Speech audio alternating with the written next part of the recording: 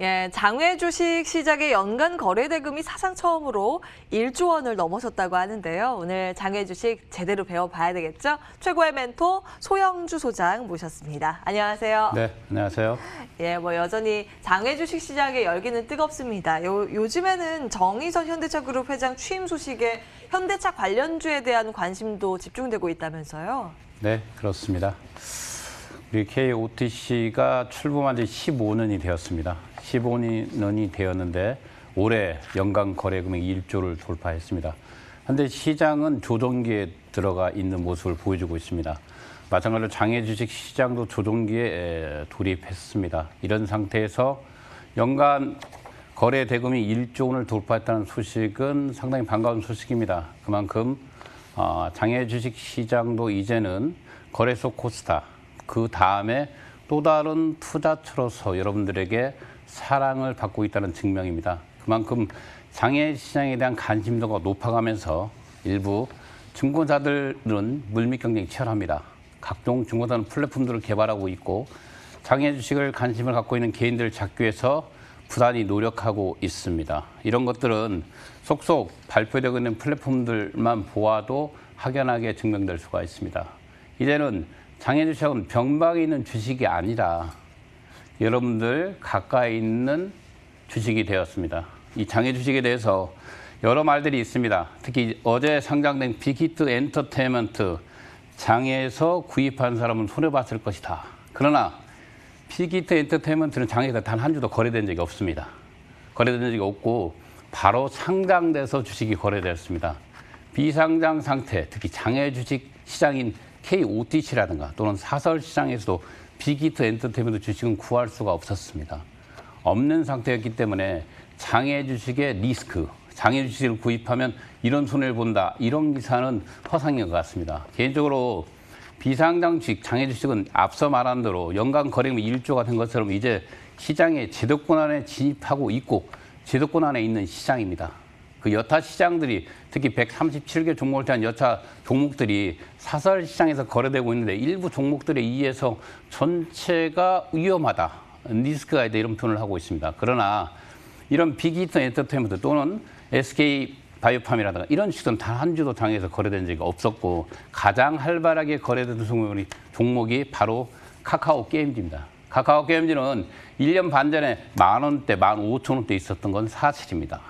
그래서 이런 종목들을 구입을 해서 상장돼서 실패한다면 장외 주식의 리스크를 말할 수가 있다는 것입니다. 현재 빅히트 엔터테인먼트가 따상 후에 오늘 또 밀리고 있습니다. 현재 20만 원도 버겁게 지키고 있습니다. 간단합니다. 빅히트 엔터테인먼트의 상장의 발목을 잡는 이유가 바로 보이그룹의 한계점 아니겠습니까? 병역 문제라든가 두 번째로 빅히트 엔터테인먼트 내에 있는 데서 BTS가 차지하는 비중이 거의 90%가 넘어가고 있습니다. 한 총에 쏠려 있다는 거죠. 이런 두 가지 문제가 해결되지 않고는 빅히트 엔터테인먼트의 상장 여부는 계속 발목을 잡을 것 같습니다. 자, 세 번째로 이번 주에 가장 핫한 게 바로 현대자동차그룹 정의선 시대의 개막입니다. 예, 드디어 그동안 실효적으로 정의선 회장께서 현대자동차그룹을 지배하고 왔습니다. 이제 우리가 자동차 그룹의 회장, 현대자동차 그룹 회장이라는 것은 특히 10대 그룹 내에서 현재 지금 순환 출자 구조를 끊지 못한 그룹이 바로 현대그룹입니다. 우리가 LG라든가 SK는 다 지주회사가 있습니다. 현대자동차는 현재 지주회사가 없는 상태에서 회장으로 취임을 한 겁니다. 명실공히 정의선 시대 개막을 알리는 모습이었지만 이 순환 출자 구조 문제를 해결하지만 지배구조 문제였죠. 이 문제를 해결하지 않고는 말할 수가 없습니다. 현대자동차 그룹 관련주들이 장외에서 약간 들썩거리고 있습니다. 그 뒤에 가서 또 말씀드리겠습니다. 마지막으로 이 장외 시장도 이 조정기에 돌입하면서 공매도가 심화되고 있습니다. 그건 사실입니다. 거래소 코스닥 주식이 지금 밀리고 있는데 왜 장외에서는 밀리고 있지 않냐 이런 말들 하고 있습니다. 그러나 이 장외 주식에서도 마찬가지로 공매도에서 가격을 지키고 있을 뿐이지 실질적으로는 거래 가격이 계속 밀리고 있습니다. 그런데 왜 이렇게 사설 사이트에 들어가다 보면 매도와 매수 또는 매수와 매도가 많이 있습니다. 그러나 실질적으로 구입한 사람은 점점 숫자가 줄고 있습니다. 그렇다면 이럴 때는 조정기 시장에서 장외 주식을 쉽게 편입하기보다는 시장을 조금은 지켜보면서 편입할 필요가 있다는 것입니다. 정의선 회장 시대의 관련주들을 한번 잠깐 살펴보면 기본적으로 정의선 회장이 현재 비상장 주식 장에서 가장 많이 가지고 있는 종목이 바로 현대 엔지니어링입니다. 11.72%를 보유하고 있고 이 주식을 가지고 복잡한 순환주택 구조 문제를 해결을 해야 되는데 그때 활용될 가능성이 높다는 것입니다. 그래서 요즘 그렇습니다. 현대 엔지니어링은 한 7년 됐습니다. 상장 얘기가 상당히 오래됐습니다. 정의선 회장 시대가 개막되면서 현대 엔지니어링 반대로 또 뒤로 밀리는 모습을 보이고 있습니다. 약간 눌러지는 모습도 보이고 있고. 왜 그럴까요? 정의선 시대가 개막되면서 도리어 현대 엔지니어링은 한 1만 원에서 2만 원 정도가 후퇴를 했습니다. 75만 원에서 오늘 73만 원까지 밀려 있습니다. 이유는 잘 투자자들이 믿지 않는다는 겁니다. 상장한다는 얘기가 거의 6년, 7년 가까이 되다 보니까 과연 이 회사가 상장할까라는 의구심입니다. 저는 개인적으로 이 방송에서 말해서 앞으로 2년 안에 상장할 거라 예상을 했습니다. 개인적인 의견입니다.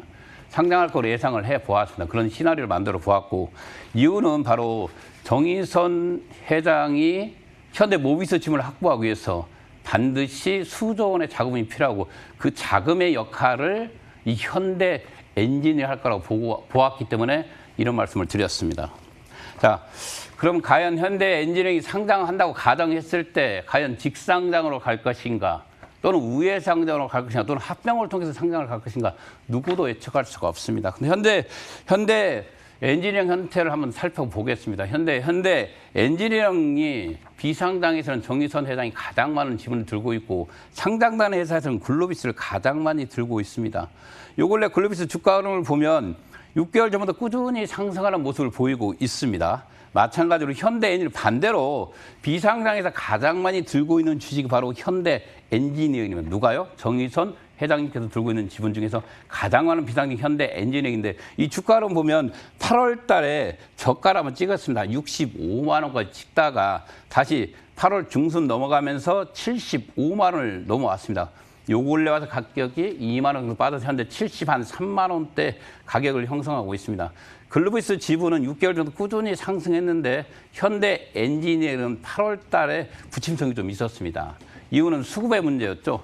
우리가 여름철이 되면 통상적으로 비상장에서는 휴가철에는 좀 거래량이 줄고 있습니다. 그런 모습 때문에 좀 밀린 거고 회사의 내부적인 문제는 전혀 없습니다. 그래서 현대 엔지니어링 현재 상태에서 73만 원의 주가에 있는 상태에서 정의선 회장이 정식으로 회장으로 취임하면서 주가가 매수세가 꾸준히 유입되는 모습을 보여주고 있습니다.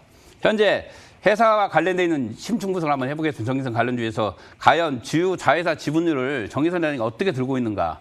현대 글로비스가 23.29포인트를 들고 있고 현대 엔지니어링이 두 번째입니다.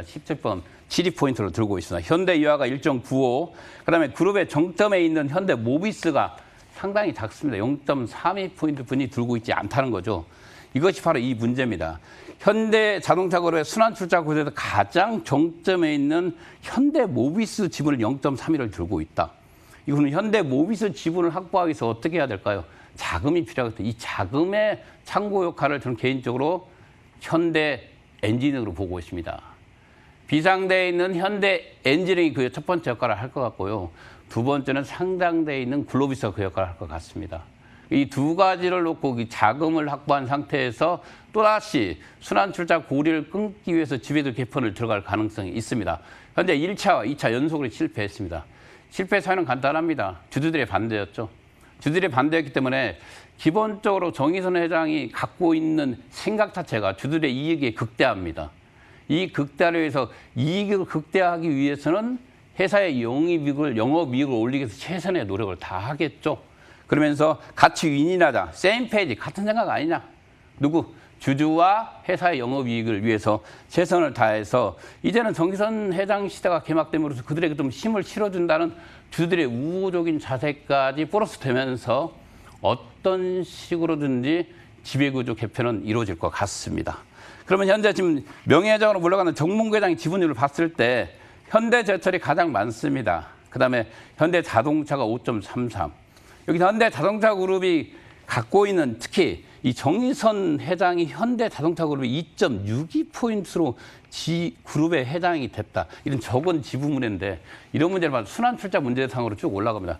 현대모비스가 정점에 있습니다. 현대모비스를 중심으로 해서 현대차를 지배하고 있고 현대차는 기아차라서 현대모비스로 이어지는 이 순환출자 구조기 때문에 어떤 식으로는 해결될 거면 특히 이 기아 자동차가 갖고 있는 현대모비스 지분 16.9% 이것을 확보하는 게 정의선 부자의 가장 핵심입니다. 그래서 현대모비스와 현대글로비스의 합병을 생각해 봅니다. 그러기 위해서는 앞서 말한 대로 수조원의 자금은 딱 두 가지 역할. 상장에 있는 정의선 회장이 갖고 있는 가장 큰 지분은 바로 현대글로비스입니다. 글로비스 지분의 일부를 매각하거나 아니면 비상장에 있는 가장 많은 지분을 갖고 있는 현대엔지니어링 지분을 상장을 시키거나 이 두 가지입니다. 이 두 가지 역할로 하기 때문에 현대엔지니어링 특히 요즘 조종기 시대에는 우리가 이렇습니다. 대장주라든가 실적주에 투자합니다. 특히 대형주 중심이죠. 특히 비상장에 남아있는 대기업 관련 주식에서 가장 안전하게 꾸준하게 수익을 내는 게 바로 현대엔지니어링이라는 것이죠. 그래서 이런 정의선 시대 개막이 되면서 과연 현대엔지니어링 어떤 모습으로 상장을 할 것인가? 이 모습도 중요하지 않겠습니까? 저는 개인적으로 직상장을 예상해 봅니다. 그러나 요즘 여러 나오는 여론들을 봤을 때 현대건설과 합병을 통한 우회 상장 또는 현대로템과 합병을 통한 상장 이런 것들이 나오고 있는데 개인적으로 가장 이익이 많이 되는 쪽으로 방향을 틀지 않겠습니까? 현대엔지니어링 지분이 가장 많은 정의선 회장의 어떤 선택을 할지 모르겠지만 개인적으로 이득이 가장 극명화되고 극대화되는 현대엔지니어링의 상장을 예상해 봅니다. 이런 복잡한 순환출자 문제는 어떤 식으로는 해결돼야 될 것이기 때문에 이에 관련돼서 같이 움직이는 주가이기 때문에 현대엔지니어링 주식을 관심 있게 지켜봐 주시기 바랍니다. 감사합니다.